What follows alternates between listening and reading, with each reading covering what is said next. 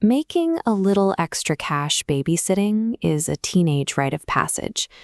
On the surface, it's a simple gig, sitting on a comfortable couch, eating someone else's snacks, and watching television after the kids go to sleep. But then the sun goes down. Suddenly, you're a teenager sitting alone in an unfamiliar house.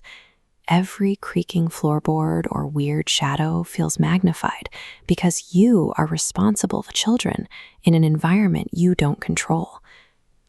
Millions of people flock to online true scary story channels to listen to terrifying babysitting tales.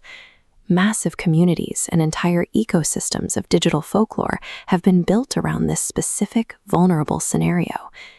These viral stories terrify audiences without relying on supernatural monsters. They operate on a carefully engineered narrative formula that dissolves our physical boundaries. A babysitter has one primary job: boundary maintenance. You keep the kids safely inside, and you keep everything else outside. Any physical breach of those domestic boundaries registers as a failure of that core responsibility. The first stage in this spatial escalation is the lure. Here, the initial threat originates from completely outside the home, silently probing the physical boundaries of the property.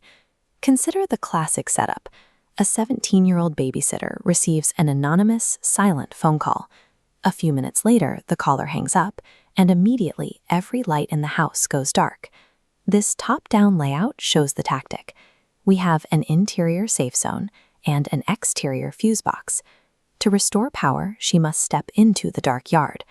Deliberately snipped wires confirm the intent, using sensory deprivation to draw the victim into an ambush. The terror of the perimeter threat lies in the weaponization of darkness.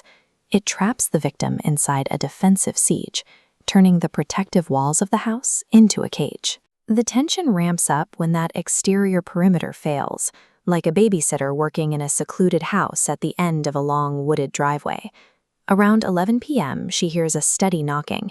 Because the property is isolated, she ignores it, assuming a stranger is stuck outside.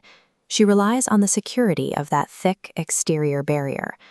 But the second-floor layout reveals a different reality. The knocking isn't from outside. The threat indicator appears right here in the central hallway, bypassing the exterior to try the guest room knob. The steady knocking and heavy boots apply psychological pressure against that final boundary. The geography of fear has compressed. It shrank from an entire property down to a single wooden door, leaving the victim with nowhere left to retreat. The final spatial escalation bypasses the physical perimeter altogether. This is the Trojan horse scenario. A babysitter is reading a bedtime story to a child on a stormy night. The house is securely locked. Then, the child whispers about a distinct thud coming from inside her closet. The babysitter walks over to investigate. As she peers through a tiny crack between the wooden sliding doors, she sees faint features of a man staring back from the pitch-black gap. Security footage later revealed the intruder had slipped through an unlocked window a full hour before the babysitter even arrived. In this scenario, the sanctuary becomes a trap. The victim has spent the evening securing themselves inside with the very person they were trying to keep out. Whether these stories are verified true events or engineered scripts, their structural efficiency in manufacturing dread is identical.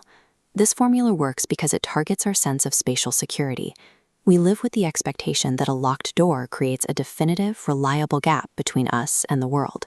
The dread comes from the realization that those boundaries failed before we even noticed they were under attack.